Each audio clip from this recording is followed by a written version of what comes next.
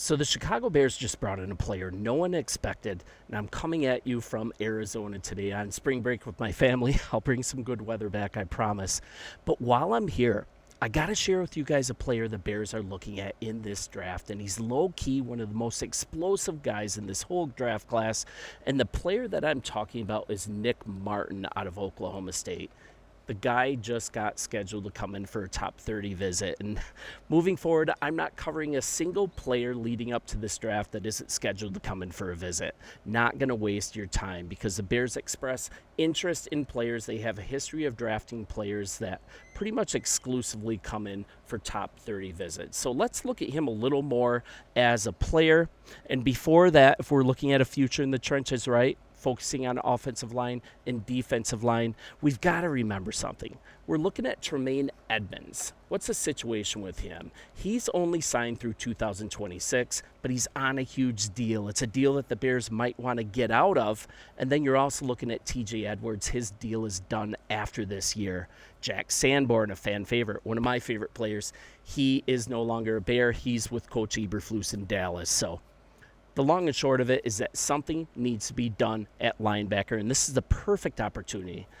Crazy enough, this is a player that I think really moves the needle, a possible future starter, and it's a guy that can be had for a late-round pick, maybe even a 6th or 7th rounder.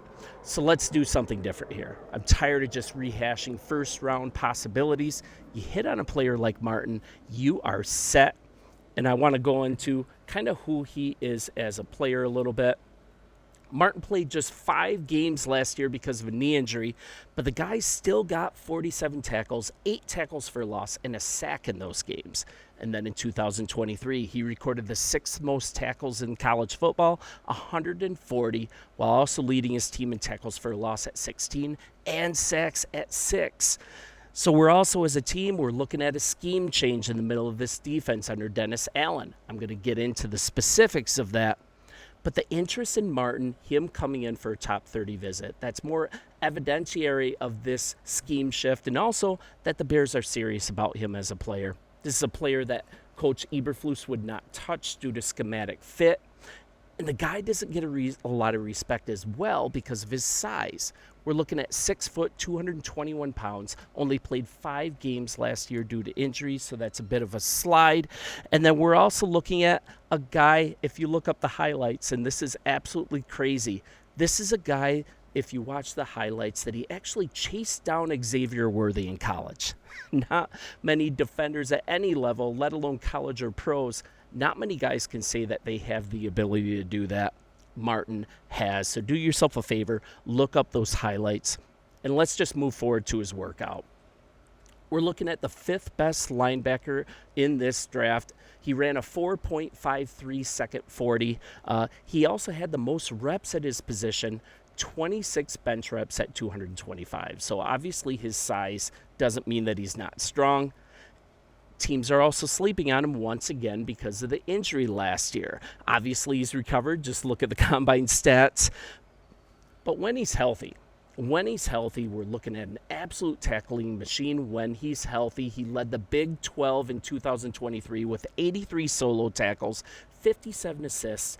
Just a fantastic range in a player that you don't see often, let alone a player that you can get in the 6th or 7th round. There's also some precedents in our division.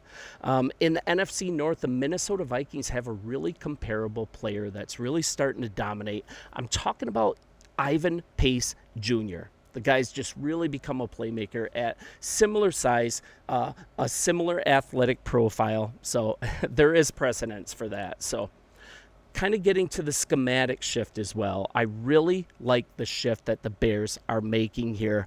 And also in how we evaluate players. With this last regime, we kind of got in a spot that we are siloing off athletic measurables and analytics way above the eye test.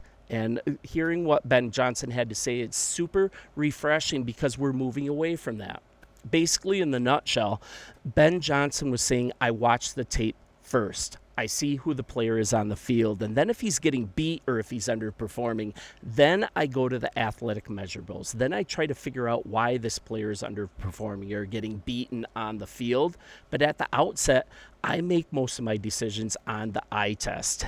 And if you look at this player using the eye test, he just jumps off the field every single game that he's played when healthy. You can just watch, and he looks like one of the best athletes on the field. Not just the best linebacker, but the best athlete on the field. So that's really telling. And I think it's really going to be the main criteria that Ben Johnson uses when evaluating him. So let's kind of get to the most important part of this, in my opinion, why he's a good fit. Let's talk about the scheme change under Dennis Allen. Martin, once again, don't want to beat a dead horse, but he's undersized for what Coach Eberflus liked to do in his defense. Because you see, Coach Eberflus, he liked his linebackers to sit back in zone coverage. Length, height, super big concerns when evaluating a player to bring on the team under Coach Eberflus. But Dennis Allen's a little different. He runs a scheme that relies on pressure at all points, really prioritizing sideline to sideline movement. And that's why Martin is such a good fit for this new scheme. So not only will there likely be a shift in the type of player that Allen considers in the middle of the defense, but also, if you look at the cupboard, what the Bears have, the cupboard's bare because we're looking at Noah Sewell develop into the strong side solution in this defense. Who knows if that's going to happen? He's already had 2 years to do so. Amen's still with us. He's a quality backup piece, but then it's just spare parts. Gotta do something. Now let's look at the linebackers that we presently have. I mean, Tremaine Edmonds. He's on a huge contract. The guy's making $18 million a year, and that's $18 million a year for an off-the-ball linebacker. If you look league-wide, there's only 7 linebackers in the whole NFL making over $12 million a year that aren't edge rushers.